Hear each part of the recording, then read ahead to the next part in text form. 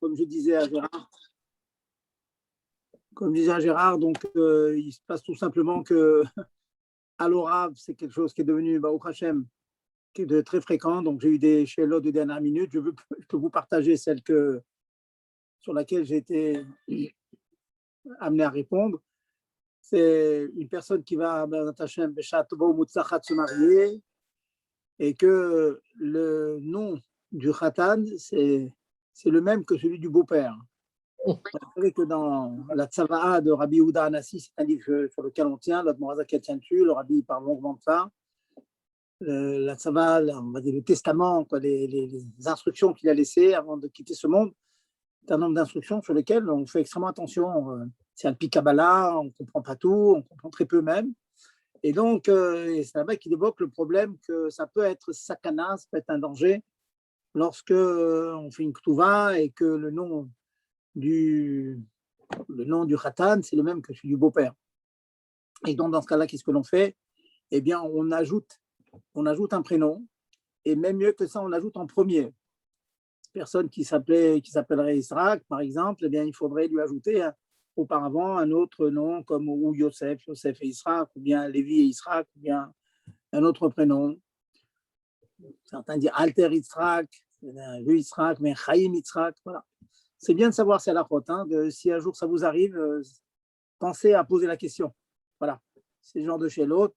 Dans le même ordre d'idées, une personne qui aurait qu'un nom, Laaz, un nom pas juif, a toujours porté ce nom, qui n'a jamais pensé à s'octroyer un nom juif, un nom du Tanakh, eh bien, il décide de prendre un nom juif, donc il faut tâcher de le faire suffisamment tôt, parce que lorsqu'on le met dans la Ketouva, eh bien, il faut que ce soit un nom qui soit Mourzak, qui soit supposé déjà être son nom, connu un petit peu autour, avec quelques Miché Berach à la choule, etc., etc. Donc, il faut le faire suffisamment tôt.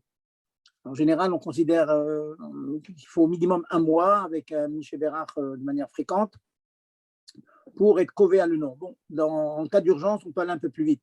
Donc, pensez à demander la question si vous rentrez dans ce problème-là. Voilà donc la shéla de tout à l'heure. Bon Hachem, les shélotes fusent de tous les côtés et on se fait un plaisir d'y répondre au mieux que l'on peut. Donc, avant de reprendre le shiur, donc, et de reprendre certaines halachot qu'on a évoquées la semaine dernière, je voulais vous rappeler, donc, nous sommes maintenant dans la parasha de Balak, avec la fameuse prédiction de Balak, qui fait tous les efforts pour faire le contraire que de bénir le clan Israël.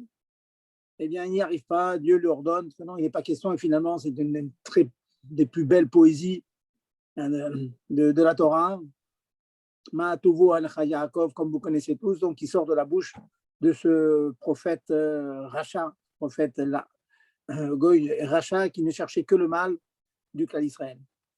Et dans les mots qu'il prononce, il dit Merosh Tsurim ar Enu, du sommet des rochers, je le montrerai, ou Migvaot et des vallées, Ashurenu, je l'observerai aussi. Geva aussi, c'est une espèce de colline, on va dire. Et le Midrash nous rapporte que qui sont ces Rosh Tsurim et ces Gvaot, ce sont les Avot et les Imaot. C'est Abraham, Isaac et Yaakov. C'est Sarah, les Imaot aussi, les matriarches. Qu'est-ce que cela veut dire? Dans une sikha, on va dire poétique, le Rabbi nous dit que cette bracha qui devait sortir de la bouche de Bilam était tellement haute qu'elle ne pouvait pas s'exprimer par des mots simples. Il fallait que ce soit sous forme de machal, d'allégorie. Une allégorie, ça laisse l'imagination, le cœur de chacun pouvoir imaginer l'immense hauteur, l'immense grandeur du cas Israël. Et pour montrer le chosek du cas Israël, eh bien, le machal qu'il trouve, c'est que le cas Israël prend ses sources dans les Avot et les Imaot. Et comme il prend ses sources dans la force des Avot et des Imaot qui ont bâti le cas Israël, qui ont été Moser Nefesh Hadassov pour bâtir le cas Israël, pour faire les 12 tribus, nous, cette force-là, elle est encore en nous, elle est innée en nous, et c'est ça qui fait notre force. C'est d'avoir un shoresh, d'avoir une base, d'avoir une racine d'une force exceptionnelle. Et d'où vient cette force exceptionnelle? De manière générale, on est fort. La force, c'est le symbole de la yeshut, c'est le symbole de l'ego, du ressenti de soi-même. Je gagne, je fais un match, je gagne le match, je suis plus fort que l'autre. Je gagne le concours, je suis plus fort que l'autre. C'est l'expression de l'ego, l'expression de la yeshut, comme on dit en chassidoute. Or, la grandeur du cas d'Israël, c'est exactement le contraire. C'est le bitoul, c'est la petitesse. Pas la petitesse parce qu'on pense qu'on n'a pas de mérite, chas shalom. La petitesse, sentir petit devant Dieu, sentir que l'on est grand, que si on a les sensations, le sentiment que l'on est petit devant Dieu. Vous savez l'exemple qu'on donne aux enfants. Il y a un de mes enfants qui m'a dit Papa, il y a un lampadaire ici. Et je remarque que plus je m'éloigne du lampadaire, et plus l'ombre elle est grande. Vous connaissez tout ce machin. Et une fois, je l'ai vu avec un de mes enfants. Et quand je m'approche du lampadaire, et ben l'ombre, je la vois se rapetisser, tellement que lorsque je suis pratiquement collé au lampadaire, je ne vois plus qu'une trace, comme une espèce de rond sous moi, une toute petite ombre. Alors je lui ai dit, ben, écoute, c'est un machal qui est ramené dans la chassidoute. Si tu es près du luminaire, si tu es près d'Hachem, alors tu es petit. Mais cette petitesse, c'est le symbole de ta grandeur, parce que tu es proche de Dieu. Plus tu t'éloignes, et plus l'ombre, elle est grande. Et plus tu sens que tu es grand, plus tu sens quelque chose d'indépendant d'Hachem. Et ça, c'est pas bien. Et voilà ce que nous dit donc le Passouk, qui me roche sourim ar enu ou mikvaot ashurenu. Ça veut dire qu'on sait qu'on a des bases fortes. Et si on a ces bases fortes plantées dans les patriarches et les matriarches, cette force de Misérot Nefesh que le clan Israël est là, on sait qu'on sera toujours vainqueur.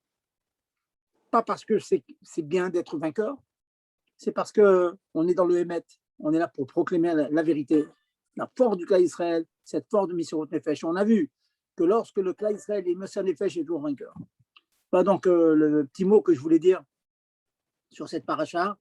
On passe des moments pas évidents, on est à Israël, les élections, des choses, bon, pas le moment de parler de toutes ces choses-là, mais des choses pas toujours évidentes, eh bien, on se renforce entre nous, on se renforce, on ajoute dans Torah, on ajoute dans Mitzvot, on est à quelques heures du Yud-Bet Tammuz, pour lequel on va fêter la libération du rabbi précédent et sur lequel le rabbi précédent a dit des mots vraiment prophétiques extraordinaires. Et pas moi seulement qui a été libéré, c'est toute personne qui est surnommée Israël, Shem Israël Yechoune, qui a ne serait-ce que le sobriquet, on va traduire comme ça en français. Et Israël, la seule chose qu'il a dit, il est juif, bon, c'est un bon petit juif. Eh bien, toutes ces personnes ont été sauvées. Vous vous rendez compte quelle force il faut avoir pour dire un tel mot qu'une personne, un rabbi, disent que ce n'est pas moi seulement qui ai été libéré, c'est le cas d'Israël, parce que grâce à cela, il y a eu ensuite vraiment un éclatement de tout le cas d'Israël qui a pu se renforcer dans la mission de Nefesh. Et Adayom, jusqu'à aujourd'hui, avec toute la suite qui a été tracée par le rabbi, nous sommes là, forts, sûrs de nous, bien sûr, avec modestie, sûrs de nous, parce que pas par notre mérite, tout simplement parce que Berosh Tourim et nous, parce qu'on sait qu'on a des vraies racines et on continue. Il y a des épreuves, malheureusement, on vit une période d'épreuves. On a passé une année, 2 années de grosses épreuves à tous les niveaux. On a à Israël des épreuves, en route à l'arrêt des épreuves. Mais on sait que ces épreuves, c'est tout ce qui a été prévu à la fin de Masachet Sota. Ce sont les simanim que Mashiach est là. Et donc, bien sûr, il y a le Mécatré qui est là, il y a l'accusateur qui est là. Donc, c'est la raison pour laquelle les moments sont difficiles.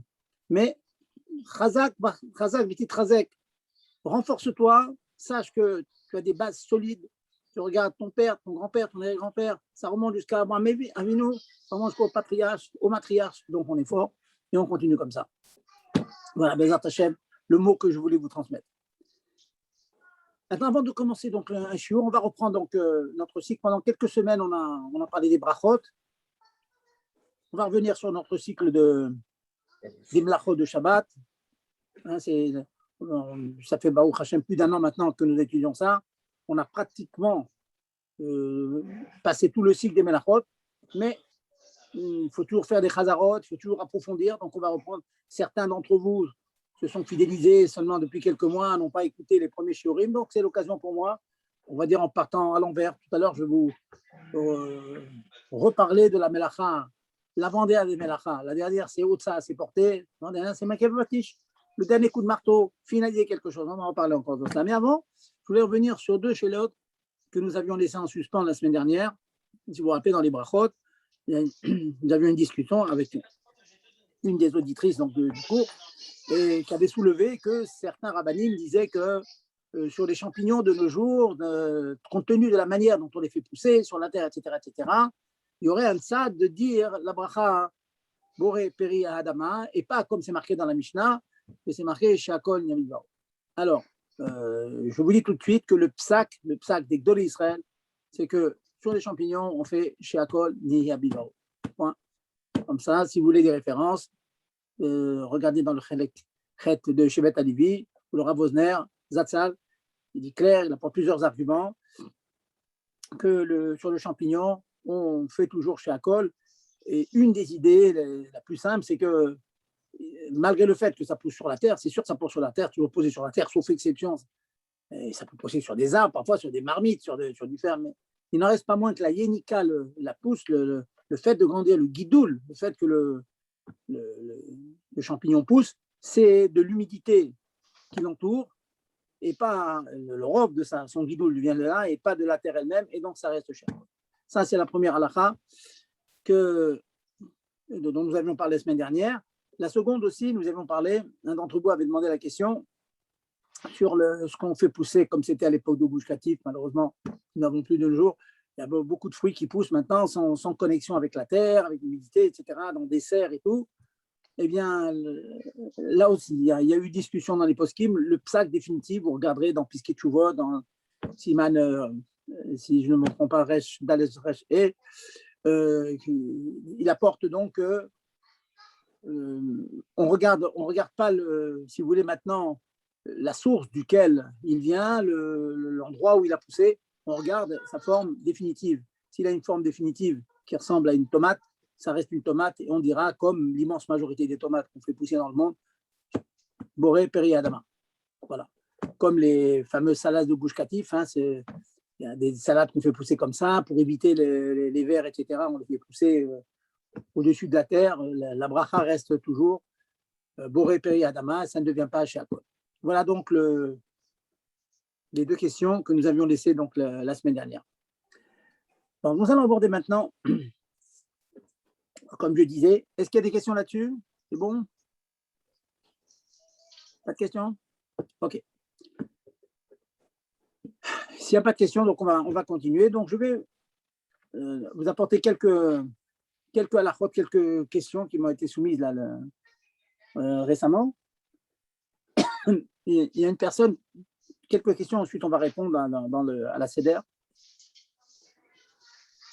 La première qui a été posée, c'est j'ai vu une personne se changer dans le mikvé, il avait apporté donc Shabbat matin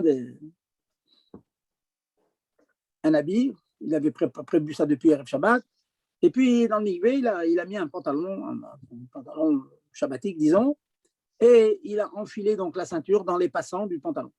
Bon, il a enfilé la ceinture. Et il m'a regardé dans le mikvé. Il a me posé une question, je lui ai fait un geste, je lui ai dit on ne pose pas une question dans le mikvé. Bon, une question à poser, on sort du mikvé. Donc, après être sorti du mikvé, il m'a demandé est-ce que j'ai le droit de mettre la ceinture. En fait, il finalise l'habit qui est maintenant le pantalon avec la ceinture. Est-ce que cela est permis?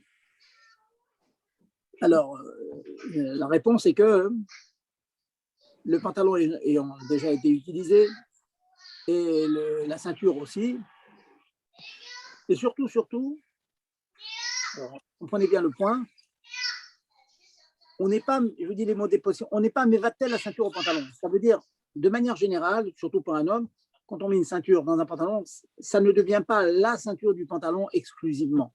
On l'utilise pour ce pantalon et quand on change de pantalon, eh bien, on prend la ceinture et on la met dans le second pantalon. Dans ce cas-là, il y a ce qu'on appelle makeba patish, qui va être interdit, vous allez voir tout à l'heure, dans le cas de chaussures, dans lequel on mettrait des nouveaux lacets. Donc, faut bien comprendre ce que je suis en train de dire. Imaginons par exemple qu'il y a un vêtement féminin. On peut trouver ça dans les vêtements féminins où on enfile une ceinture qui va rester de manière définitive dans le vêtement. Vous voyez, une espèce de jaquette, de veste comme ça. Eh bien, cette veste, j'ai vu dans certains cas que l'Aïcha, elle mettait, donc elle enfilait dans les passants la ceinture, et puis une fois qu'elle enlevait la veste, la ceinture restait. Et ça restait, alors je demandais, ça restait en principe, on la laisse tout le temps, sauf exceptionnellement, on peut être amené à l'enlever, mais de manière générale, une fois qu'on l'a mise, ça reste définitif. Dans ce cas-là, eh bien, cela devient interdit. Vous voyez, vous finissez en quelque sorte, et c'est dommer les makébapatiches. C'est dommer, ça ressemble à finir quelque chose. Donc voilà, c'est une affaire intéressante, vous voyez, que les postes qui m'amènent, que mettre une ceinture dont le derrière, c'est d'être mis dans le vêtement et puis ensuite, de manière régulière, l'enlever pour, par exemple, le mettre dans un autre vêtement ou bien pour laver le vêtement, c'est régulier. Alors là, hein, la ceinture n'est pas battelle. Ça ne devient pas un khélek, ça ne devient pas une partie intégrante du vêtement. Donc, ce n'est pas finir le vêtement, ce n'est pas maké bapatiche, le fameux dernier coup de marteau. Par contre, un élément du vêtement que l'on met sur le vêtement pendant Shabbat et qui va y rester sur un temps long, déterminé, même si, bien sûr, c'est peut-être pas définitif, mais on laisse pour un temps long. Le normal, c'est qu'une fois qu'on l'a mis, ben, on ne l'enlève pas. Je vais tout de suite vous donner un exemple de ça. Eh bien, c'est interdit. Et là, je vais passer donc à la deuxième halakha qui est, j'ai vu ça, j'ai vu une personne, précisément au milieu, il avait dans les mains des lacets tout neufs. Il était en train d'enfiler donc ses lacets dans les trous des chaussures. Voilà. Alors, je lui ai fait un signe comme ça. Je voyais que c'était tout neuf, ses lacets. Et je lui ai fait un petit signe comme ça. Il s'est demandé. J'ai fait un signe que non.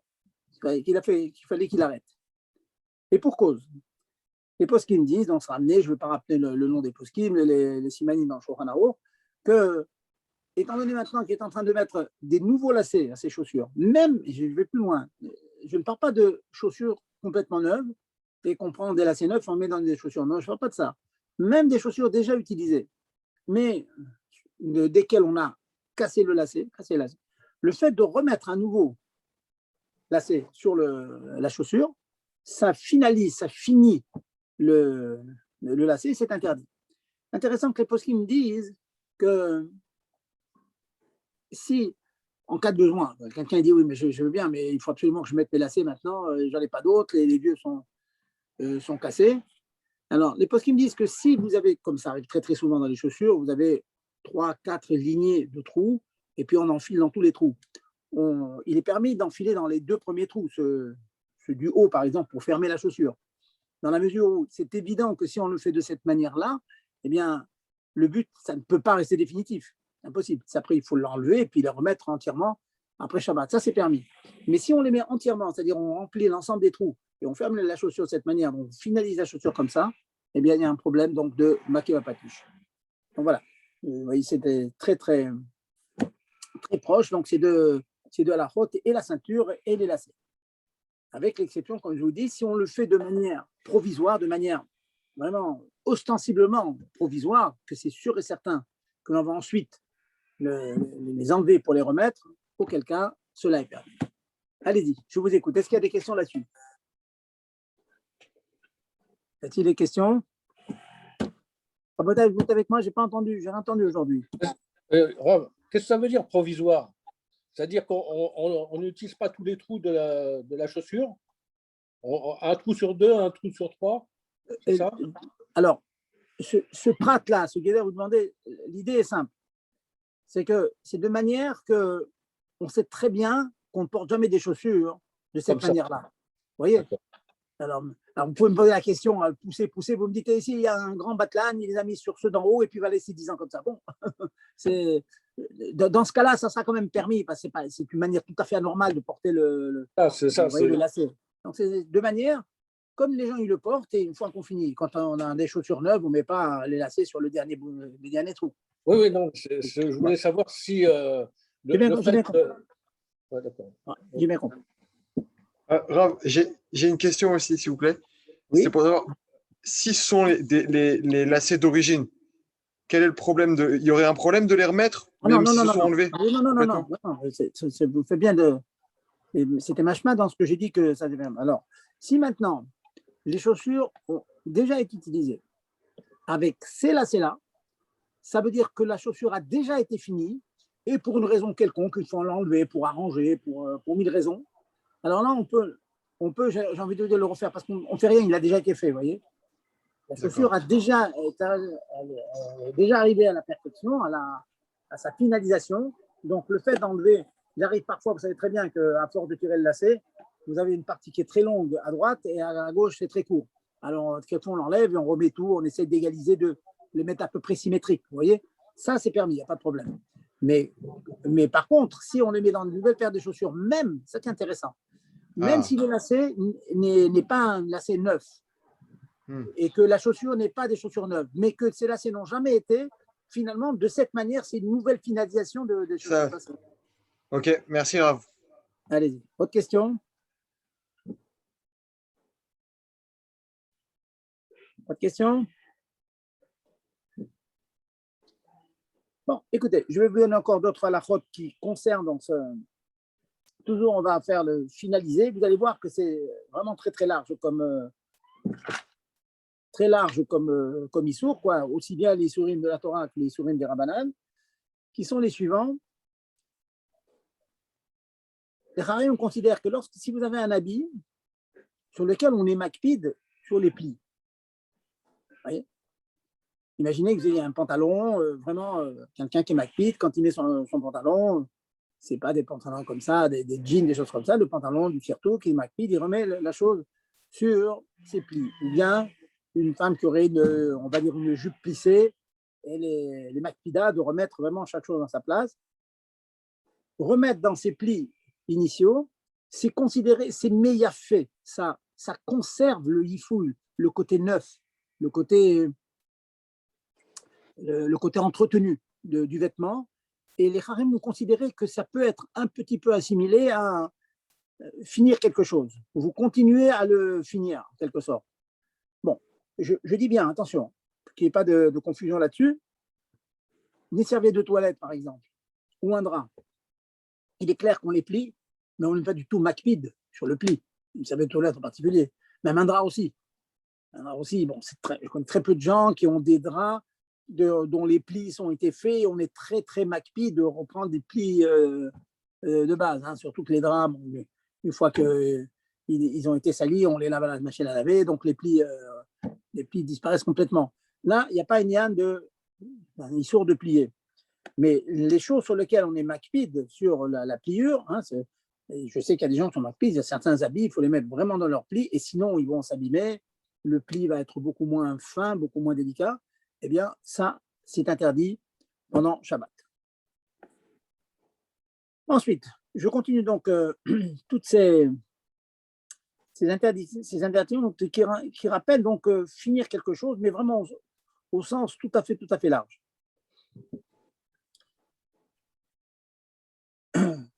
Lorsque vous avez,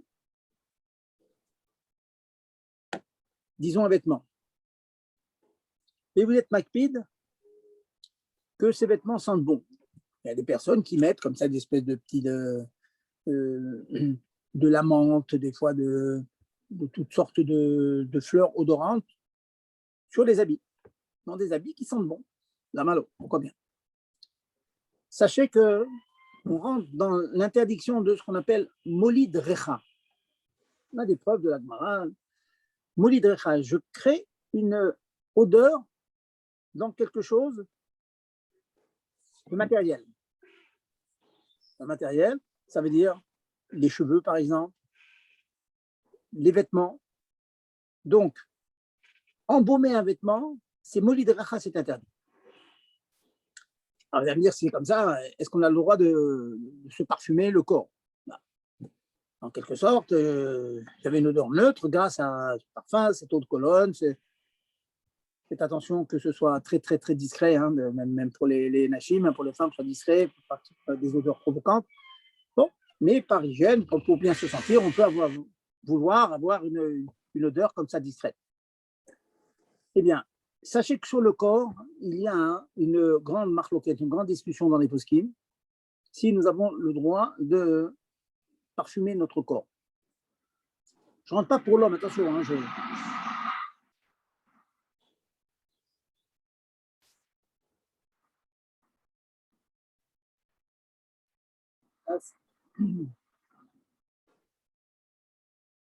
Excusez-moi, il y a le train qui passe et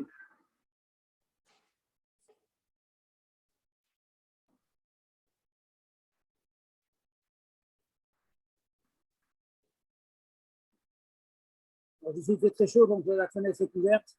C'est comme ça, c'est l'inconvénient du direct et des zooms, que au Hachem, on rentre dans l'intimité des intervenants. Et donc voilà, comme vous voyez, donc, chez nous, ailleurs, il fait très très chaud, donc les fenêtres sont ouvertes et on entend le train un petit peu. Alors je dis donc, créer une couleur, quelle est une odeur chez le corps? Il y a une discussion dans les possibles, il y a une divergence d'opinion.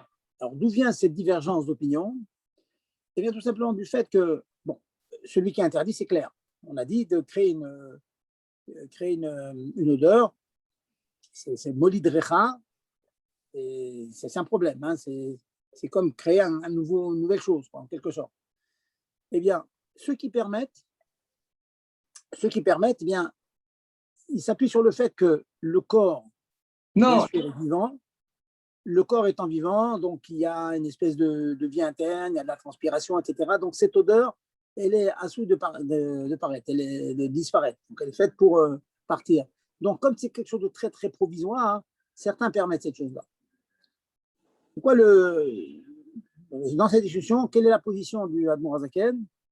Alors l'Admor Hazaken, il dit la chose suivante, il dit qu'une personne, une femme qui se serait parfumée Erev Shabbat, et sur le corps de laquelle il reste encore un petit relent d'odeur, donc ce n'est pas molide. Molide, ça veut dire créer, molide, engendrer, hein. Engendrer une couleur. Ce n'est pas molide, c'est mossif. Donc il y a une base, comme il reste une base de cette odeur-là, le fait de rajouter sur cette base, c'est permis. Donc, mesdames, sachez-le que les Chassid et Chabad, donc on a ce éther-là, une femme qui serait parfumée la veille, elle pourrait rajouter donc du parfum sur son corps. Comme je disais tout à l'heure, je ne rentre pas pour les hommes. Hein. Pour les hommes, on en parlera si vous voulez une autre fois.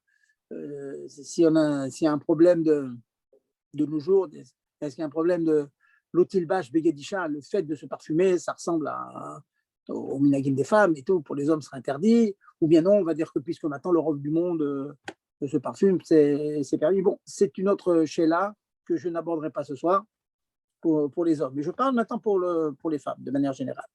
Donc voilà, le psak chez Chabad, c'est pensez bien à vous parfumer la veille pour avoir la permission de vous en rajouter pendant Shabbat. Maintenant, la question qui vient immédiatement après ces dynimes-là, c'est les déodorants. Les déodorants. Alors, les déodorants, même d'après l'Admor Hazaken, il n'y aurait pas de problème, parce que le déodorant, toute sa fonction, ce n'est pas du tout de donner une bonne odeur. Toute sa fonction, c'est d'empêcher les transpirations, d'empêcher les mauvaises odeurs. Et puis, vraiment, ça disparaît tout de suite. Bon, ils ne sentent pas mauvais, mais je veux dire, c'est pas un parfum, vous voyez. Ça donne en tout cas, les classiques, hein, on trouve maintenant de tout, mais un déodorant, donc on peut, une personne, dans une période de grosse chaleur que nous vivons maintenant, mettre du déodorant n'est pas interdit. Vous voyez. Faites attention, mettez du déodorant avec des pchits comme ça, c'est-à-dire des vaporisateurs.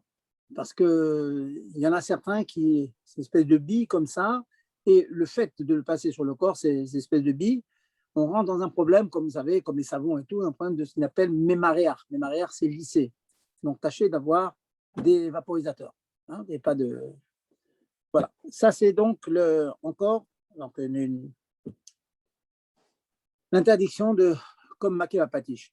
Donc, je vais réaborder un problème qu'on a abordé déjà dans les semaines passées, mais qui touche, je les ai apportés pour une autre question, mais là, je vais les apporter toujours dans le kivoun, dans la direction de maquer la patiche, de finir quelque chose.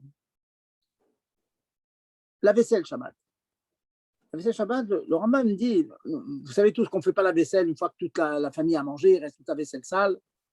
On en a parlé longuement. Est-ce qu'on a le droit de mettre dans la machine à laver la vaisselle sans les ranger vraiment? Bon, on a longuement parlé de ça.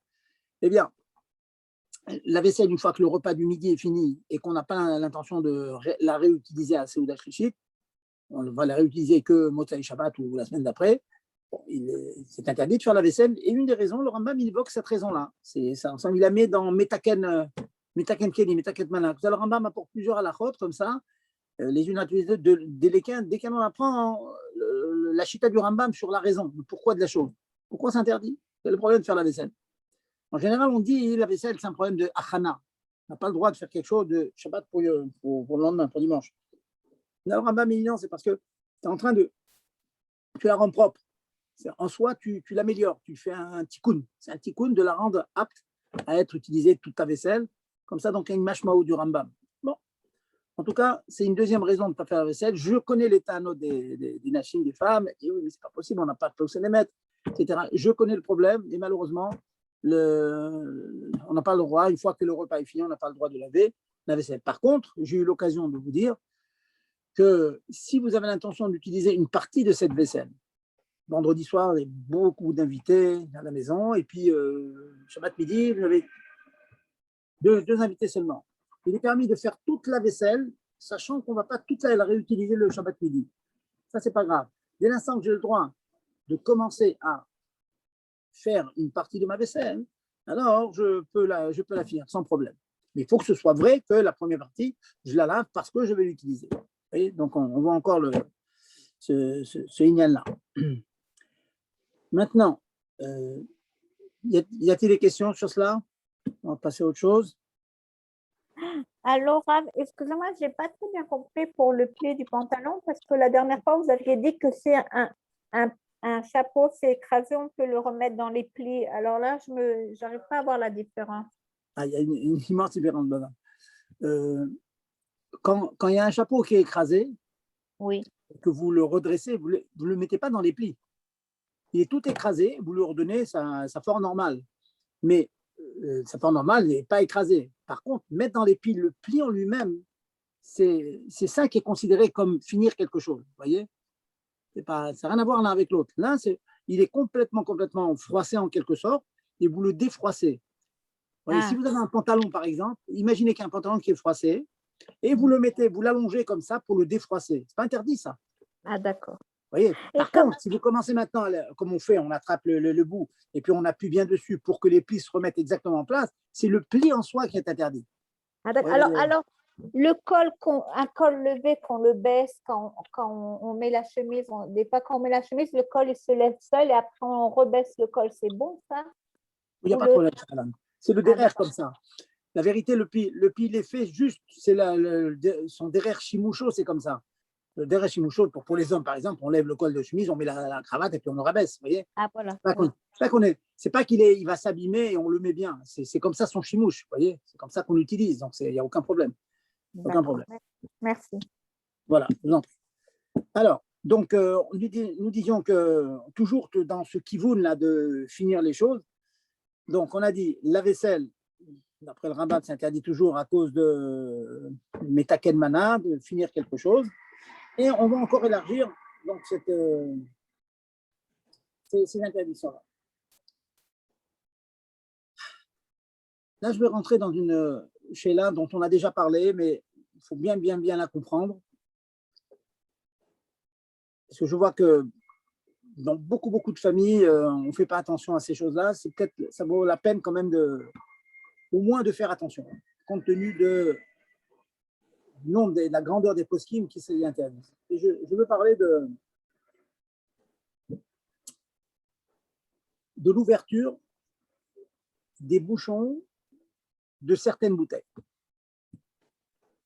Alors, pour bien comprendre de quoi il s'agit et quel rapport avec ma kebapati, j'ai fait quelque chose, il faut savoir que si vous avez un bouchon, et ça se trouve, je ne sais pas en Eretz Israël si vous avez beaucoup comme ça, mais en France, l'eau la plus courante, c'est le Perrier, la boisson la plus courante, c'est le coca, et les coca, quand il est dans des bouteilles en verre, il y a un bouchon en fer, pas en plastique. Et vous savez que ce bouchon en fer, il a été joint à la bouteille, et puis le bas a été appuyé très fortement, de telle sorte que cette espèce de pétac qui ferme la bouteille n'est pas un bouchon. Qu'est-ce que ça veut dire, c'est pas un bouchon? Il bouche. Un bouchon, par définition, c'est, on va dire, un bouchon de liège pour une bouteille de vin. C'est quelque chose qui a une fonction de fermer la bouteille et, le cas échéant, quand je veux l'utiliser, d'enlever le bouchon en liège. Comme ça, j'utilise la bouteille de vin. Mais si maintenant, l'élément qui ferme la bouteille, je suis obligé de le transformer pour qu'il ait cette fonction. Tant que je n'ai pas transformé cet objet-là, eh bien, il sera interdit tant que je ne pourrai pas accéder à la boisson. Or, ce fameux bouchon, je parle pour l'instant du bouchon en fer, en matériel. Des bouteilles de Perrier, des bouteilles de Coca en verre, et de beaucoup d'autres. Les boissons Khashuvot, en général, elles ont comme ça un bouchon en fer. Vous êtes obligé de fortement ouvrir le bouchon. En ouvrant le bouchon de cette bouteille, vous avez une petite bague, une petite languette comme ça, au-dessous, une petite bague qui se casse. Parfois, elle reste au fond de la bouteille, parfois, elle s'en va entièrement. Et en cassant cette petite bague qui était liée à la matérette, au morceau de fer qui était sur la bouteille, alors ce pécac, je ne veux pas dire bouchon encore, ce pécac, il prend maintenant sa fonction de bouchon. Pourquoi maintenant? Parce que maintenant, je peux l'utiliser pour refermer la bouteille, éventuellement rouvrir pour reprendre de la boisson qu'il y a dedans. Mais auparavant, j'étais obligé de faire une petite opération qui consistait à casser la bague pour pouvoir l'utiliser. Donc là, je suis en train de créer, je vous donne une svara pour l'instant, je vous donne une logique. Je suis en train de créer un bouchon. Avant, ce n'était pas un bouchon. Il avait une fonction de fermer la bouteille, mais il n'avait pas cette fonction de pouvoir être enlevé le cas échéant et remise. Sinon, en passant par un maassé qui consiste à casser la petite bague. Donc, casser la petite bague, c'est créer un petit ustensile qui est le bouchon. Ce n'est pas de la bouteille, je ne parle pas de la bouteille, je parle de l'ustensile lui-même. Voilà. C'est une chéla qui a été débattue. Je vais vous donner le psaque de Rav Yorbar Zatzal. Rav Yorbar qui dit que quand le bouchon il est en fer, il fait une différence entre le bouchon en fer et le bouchon en plastique. D'autres ne font pas cette différence. Rav Yachiv, il interdit aussi bien en fer qu'en plastique. Mais on va faire, pour l'instant, on va parler de la chita de Rav Yorbar, sur Rav Zatzal, qui dit que le bouchon en fer, c'est interdit parce qu'en cassant cette bouteille, en cassant, excusez-moi, la bague, une fois qu'on a mis ce bouchon en fer, on a resserré la bague, c'est fini, c'est plus un bouchon. Tout est fermé, tout est bouché. C'est comme une boîte de conserve qui a été refermée entièrement. Il faut absolument prendre un ouvre-boîte pour l'ouvrir. Ce n'est pas un bouchon.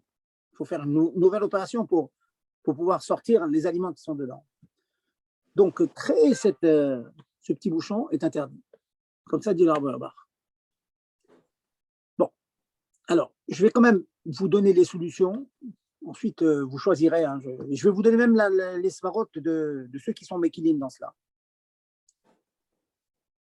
La solution, ça serait de faire un acte, un maassé, qui va empêcher ce petit objet en fer qui bouche la bouteille, qui va empêcher qu'il prenne un shem, une fonction de bouchon.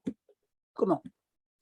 Je prends un couteau pointu, je prends même un tournevis, je vous rappelle, un petit rappel, c'est un objet mouxé, c'est un keli chez Melarto Leiso. Un keli dans la fonction, c'est de faire des isorim, c'est de visser c'est interdit Shabbat. On a le droit de le prendre, les horaires goufo omekomo, pour les besoins de lui-même, parce que j'ai besoin de lui pour une ishtamshut, une utilisation permise, ou bien si j'ai besoin de l'endroit où il est sur la table, il me dérange, j'ai le droit de prendre le tournevis, le ranger. Parce que c'est un keli. Keli chez Melarto Leiso. Eh bien, ce keli, je prends le tournevis et je fais un trou dans le bouchon. Je fais attention, bien sûr, qu'il n'y ait pas des écritures sur le bouchon. Dès l'instant que j'ai fait un trou dans le bouchon, au moment où je vais ouvrir le bouchon et casser la bague, je n'ai pas dans les mains un bouchon. Un bouchon, c'est quelque chose dont la fonction, c'est une fois que la bouteille est fermée, elle est protégée.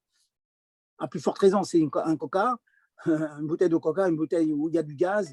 hein, comme le Perrier, vous bouchez la bouteille avec un bouchon troué, il n'a plus d'utilité, tout le gaz s'en va. Donc ça veut dire, au moment où je casse la bague, où je crée la nouvelle forme qui va pouvoir fermer la bouteille, déjà cet objet-là, c'est plus un bouchon, il est troué, ça ne sert à rien. Donc, beaucoup utilisent cette méthode-là pour éviter, pour contourner le problème, évacuer le problème dont je parle, ils trouent les bouteilles. Le mieux, bien sûr, hein, vous avez tout compris, et c'est comme ça que nous avons à la maison procédé. À Pessard, par exemple, on achète bien sûr les bouteilles de jus de raisin pour la famille, pour les enfants et tout. C'est bien ça. En général, c'est moi-même qui le fais, hein, vous êtes tranquille. Eh bien, je prends tous les cartons de jus de raisin et j'ouvre toutes les bouteilles. Avant Yom Tov, avant Shabbat et Yom Tov, parce que pour Yom Tov, c'est pareil. J'ouvre toutes les bouteilles. Et au cas où, j'aurais oublié d'ouvrir toutes les bouteilles, ou au cas où j'aurais tout ouvert, mais il a manqué des bouteilles, on a emprunté des bouteilles chez les voisins, et les voisins n'ont pas pris cette précaution d'ouvrir des bouchons avant, il y a la solution de trouer le bouchon, et une fois qu'il est troué, je l'ouvre. Donc, je n'ai pas créé un kéli, et j'ai le droit de le faire. Voilà donc les meilleures solutions. Maintenant, je vais aller un peu plus loin. Imaginons, vous allez me dire, oui, bon, c'est bien tout ça, mais le bouchon, il y a des écritures dessus, on ne peut pas le faire, ou pour une raison quelconque. Qu'est-ce qu'il y aurait un éther de l'ouvrir? Certains ont proposé de dire la chose suivante, que si, je pense, c'est le Rav Deitch dont vous m'avez cité cette semaine, le Rav Deitch qui proposait la solution, il est comme ça, si après avoir ouvert le bouchon en fer, on le jette, c'est-à-dire dans la tête, on sait qu'on ne va pas l'utiliser comme bouchon. On va le jeter tout de suite. Bien que dans les faits, on crée un bouchon. Mais dans la mesure où on sait qu'on va le jeter, en particulier si on a ouvert, par exemple, une bouteille de mashké pendant un fabricant, on est sûr que la bouteille va finir. Donc, jamais ce bouchon aura une fonction de bouchon de reboucher quoi que ce soit. La bouteille va finir, on va jeter et la bouteille et le bouchon. Bon, ça peut être, certains proposent cette solution, mais d'autres ne sont pas d'accord. L'oni chalaem. Pourquoi? Parce que c'est vrai qu'on va le jeter, mais ce n'est pas parce que je crée un kéli avec l'intention de le jeter que je n'ai pas créé le kéli. Finalement, il a été fait le kéli. Donc voilà, c'est les solutions. Donc je répète, en 2 mots, je résume. Ouvrir les bouteilles avant Shabbat. Sinon, si on ne l'a pas fait, pendant Shabbat, on trouve le bouchon, après on ouvre. Et bon, il y a la troisième solution que certains disent que si on a l'habitude de jeter le bouchon après, mais alors il faut vraiment le faire, il faut vraiment le jeter. Donc vous aurez toujours des bouchons de coca, etc. en réserve. En réserve. Et une fois qu'on a ouvert pendant la semaine, par exemple, eh bien, vous jetez celui que vous avez ouvert Shabbat, il n'aura jamais une fonction de bouchon celui-là, et vous prenez un dans votre réserve. Bon. Lorsque les bouchons, pour finir donc cette halakha, lorsque le bouchon est en plastique, alors il y a plusieurs svarot, plusieurs idées pour dire que c'est permis. Je vous ai dit tout à l'heure que le Rav Eliashiv interdit même le bouchon en plastique parce que finalement vous cassez la bague et vous créez un bouchon. Après, Robert, il est plus conciliant là-dessus. Il dit quand c'est en plastique, d'abord on peut l'enlever comme ça d'un coup sans casser la bague. Et puis ça a été fait d'une manière que la bague est indépendante. Donc, je ne vais pas rentrer dans toutes les finesses qu'il évoque pour dire que quand c'est en plastique, on peut permettre. Donc sachez que, et c'est ramené dans Shmirat Shabbat Ketreta, que si on a, en cas de gros besoins, on pourrait s'appuyer sur la chita donc de Shmirat Shabbat qui permet donc d'ouvrir et puis que les bouchons en question, si ils sont en place. Voilà. Y a-t-il des questions avant de passer à d'autres choses? Y a-t-il des questions sur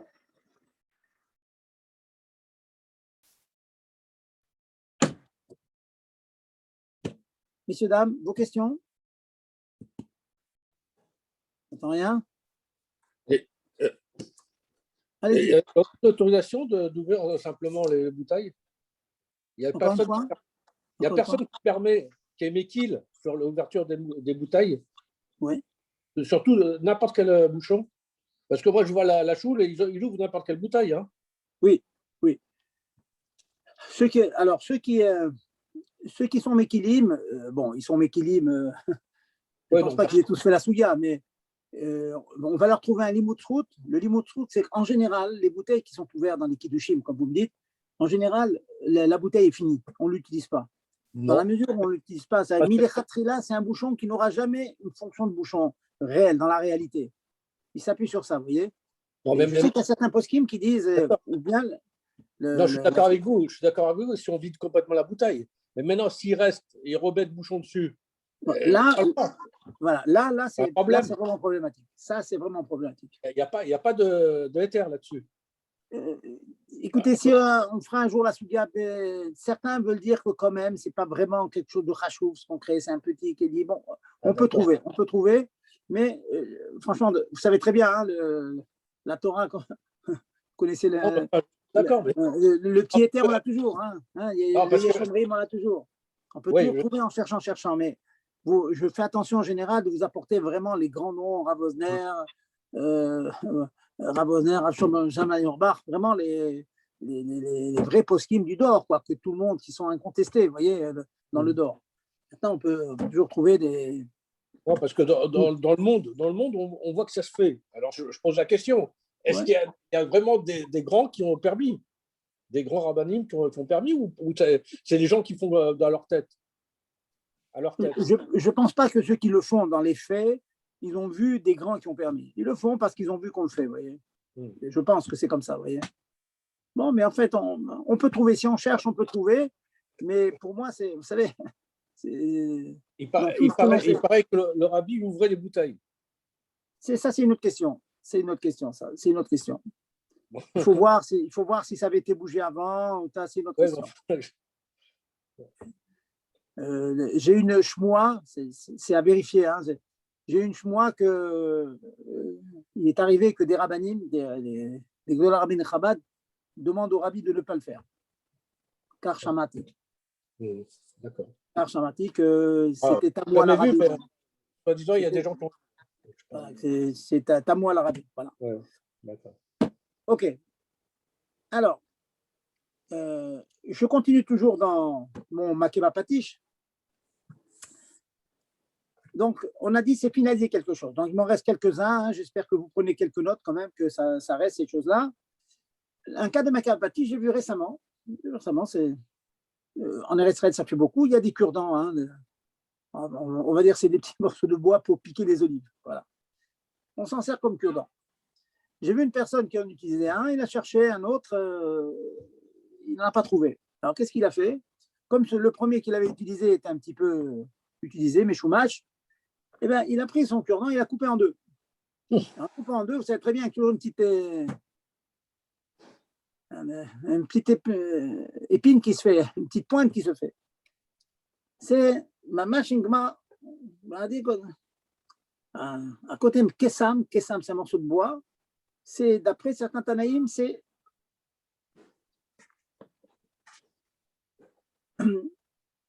Assur Mishum Makeva Patish. Comme ça, c'est Makeva Patish. Vous êtes en train de créer un cure-dent. Et c'est très fort, cette chose-là. C'est que vous allez le jeter après, on sait bien. Alors, vous voyez, on va le jeter. Ça n'a rien à voir avec la svara que j'ai donnée tout à l'heure pour les bouchons. Les bouchons, quand on les a jetés, ça veut dire qu'on ne va jamais les utiliser. On ouvre, on jette. Là, vous l'utilisez pour la fonction pour laquelle vous l'avez cassé. On s'est curé les dents, pour la jeter, bien sûr. Mais une utilisation, une seule, ça suffit. On va en parler tout de suite avec les déchirer les papiers, tirer le papier toilette, les sopalins, etc.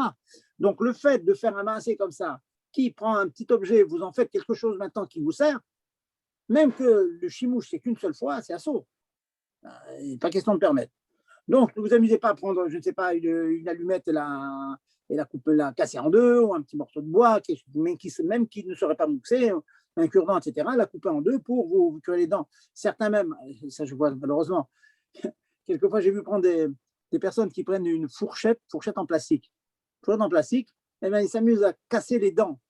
Une fois qu'ils ont cassé la dent de la fourchette, ils se curent la dent avec. Vous voyez, c'est en train de créer un cure-dent. Vous voyez. Donc là, méfiez-vous, il faut être prudent, ne pas faire ce genre de petits maasim qu'on voit très souvent. Je continue toujours. Et Rav, par rapport à ça, il y a des gens qui prennent une feuille de papier, il appuie tellement fin que ça devient une pointe. Ça, vous interdisez ou vous permettez? Une feuille de papier, quoi. À la vérité, madame, on a fait une forme comme ça, mais on n'a rien créé de nouveau. Ça veut dire la feuille, vous pouvez ensuite Oui, c'est dans la mesure où elle peut retrouver sa forme. Le cas de Kessam qui est marqué dans la Gemara, c'est vraiment qu'on prenait un morceau de bois, on le coupait, on créait quelque chose de nouveau. Là, vous avez réussi à trouver une forme dans quelque chose qui vous amène à un certain but. Mais la forme, finalement, elle peut revenir à sa forme initiale. Apparemment, il n'y a pas de problème dans ce cas-là. C'est pas J'ai envie de vous dire, si vous prenez une vraie fourchette et vous curez les dents avec, il n'y a pas d'interdiction. Tout à l'heure, de quoi je parlais? Je parlais de gens qui cassent les pointes, vous voyez. Ils cassent la pointe et grâce à ça, ils peuvent la mettre dans la bouche parce que sinon, la fourchette ne peut pas rentrer dans la bouche. Là, ils sont en train de créer quelque chose de nouveau. Là, vous créez une nouvelle forme, mais qui peut revenir là. Apparemment, il n'y a pas de problème. Merci. Voilà. Mais Rav, j'ai une question. Il n'y a pas un problème avec le cure-dent de faire saigner la gencive? Alors, la réponse, elle est comme ça. De manière générale, quand on se cure les dents, on n'est pas mitkaven à faire sortir du sang. C'est davar shen mitkaven. Ah, ok. Donc, davar shen mitkaven, quand je fais un acte permis, marcher sur l'herbe par exemple, et qu'il y a de l'herbe qui se coupe, est-ce que j'ai le droit de marcher sur de l'herbe, sachant qu'en marchant sur de l'herbe, je peux arracher des brindilles d'herbe, un peu de pelouse? La réponse est, cela dépend si c'est les termes techniques, vous avez certainement entendu, est-ce que c'est psychréché ou pas psychréché? Ah, ok. Est-ce que c'est sûr ou c'est pas sûr que la chose se fasse? Si c'est sûr, comme à chaque fois que vous marchez sur l'herbe, vous allez arracher, c'est assaut. Si c'est pas sûr, même une chance sur deux, même que vous savez qu'en marchant 1 heure, c'est sûr qu'il y a de l'herbe qui va se couper, c'est pas grave. À chaque pas, c'est pas sûr, donc c'est moutard. Donc pour votre question, ça va dépendre. Je connais des gens qui ont les gencives tellement fragiles que dès que ça touche, ça saigne. Ça, c'est sûr, c'est interdit. Mais vous m'accorderez quand même que la majorité des gens, ça peut saigner, mais c'est pas sûr qu'à chaque fois qu'ils se colle les dents, ça saigne. Donc la réponse, ça dépend si c'est sûr qu'il va se faire saigner ou pas. Si c'est dans les jours de Chol, par exemple, disons 1 fois sur 2, 1 fois sur 3, 1 fois sur 4, ça saigne, il n'y a aucun problème, c'est moutard. Si à chaque fois qu'il touche ses dents, ses gencives, ça saigne, c'est assaut. Clair? Voilà.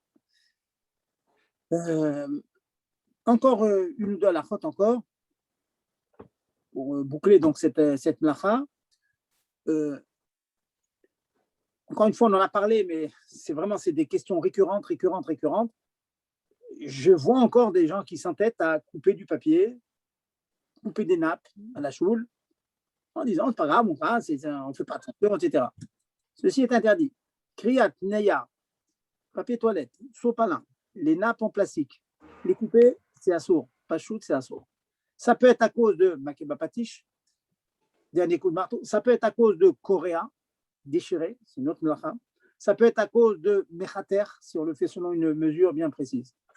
Casé ou casé, comme ça ou comme ça, il n'est pas question de prendre du sopalin de déchiré pour l'utiliser Shabbat, de prendre du papier toilette déchiré. C'est assourd. Ça, il faut le dire, mais farcem chez cela. Bon, maintenant, on a déjà eu l'occasion de parler que, imaginons qu'on soit dans un scénario catastrophe et qu'on soit dans une situation où il n'y a que du papier non coupé. Est-ce qu'on a une solution dans des cas exceptionnels? Alors, j'ai eu l'occasion de vous dire que dans des cas exceptionnels, pour la raison évoquée dans la Gemara qui s'appelle kavod abriot, le respect de la personne humaine, sortir des toilettes sans se nettoyer, ce n'est pas un respect de la personne humaine. Hein, tout le monde est d'accord que c'est quelque chose qui est dégoûtant. Donc, les Chachamim ont permis un lot à assez, ça veut dire qu'ils ont permis de transgresser un Issour des Rabanan. C'est quoi le Issour des Rabanan? Pour être sûr que c'est des Rabanan, il suffit de déchirer le papier avec un chinouille. Vous prenez le rouleau, vous mettez entre les coudes et vous tirez comme ça va se déchirer. Une autre méthode, avec la bouche, vous trouvez une solution, avec les dents, comme vous voulez. Donc le papier, vous allez le déchirer avec un chinouille. Donc c'est un Issour des Rabanan. Et les Chachamim permettent un Issour des Rabanan, les horaires kavod abriot. Oui. Je pense que vous avez dit une fois un cours que concernant le papier de toilette, papier hygiénique, si ce n'était pas coupé dans les rainures, c'est-à-dire hors rainure, ça pouvait être permis. Non, pas du tout. Si vous avez entendu ça, il faut être aux airs. Je répète, j'ai pu dire que c'est permis, mais c'est toujours dans le matzav de kavod abriot. S'il n'y a pas d'autre solution comme ça. Il n'y a pas d'autre solution. C'est-à-dire, quelqu'un, si c'est sans ça, il n'y a pas moyen de nettoyer, on va sortir sale des toilettes. Il n'y a Mais aucune et je vais aller même plus loin, c'est que si on est dans le matzav de kavod abriot, vous avez même avec un chinouille entre les coudes, même si vous savez que ça va se couper selon les rayures, tout simplement parce que c'est plus facile. Et très souvent, quand vous déchirez comme ça entre les coudes, ça va tomber pile sur les rayures. Ça aussi, c'est moutard. Pourquoi c'est moutard? Dans la mesure où vous le faites avec le chinouille entre les coudes, même si on a fait la vraie melacha de mechater, pile selon la mesure. Mais comme on a fait avec un chinouille, on a fait qu'un issour des rabanan, et un issour des rabanan, c'est moutard, hein, les soraires, kavod abriot. Mais surtout, enlever de la tête des gens que si c'est pas ce kavod abriot, ce soit moutard. Je dis ça parce que j'ai vu dans des batés Chabad, je le répète, j'ai vu qu'on a des bachurim sérieux qui coupaient les nappes, pas chaud. Tzorech mitzvah, c'est sûr que non. Il n'y a pas de tzorech mitzvah. Tu peux au pire étaler tes nappes sans les couper, ou bien tu manges sur la table sans nappe, mais ce n'est pas question de couper les nappes pour les mettre sur la table pour faire un repas, c'est sûr que non. Kavod abriot, c'est autre chose. Kavod abriot, c'est des gdarim bien précis, comme je dis, des toilettes, une personne, on en parle souvent, être obligé de se déshabiller dans la rue parce que le titi n'est pas saoul. Bon, il y a dans certains cas, les chachamim, à cause de kavod abriot, ils permettent. Mais bestam, c'est vadaï que c'est assaut. Clair? C'est clair, Gérard? Bon. Parfaitement. Bon, Khazak. Ok. On continue quelques minutes? Vous êtes pressés? On continue un peu? Ouais, vous avez la. Ok. Allez, on continue un peu. Il y a un moyen de mettre une nappe, pas sur les coupures, ou pas du tout?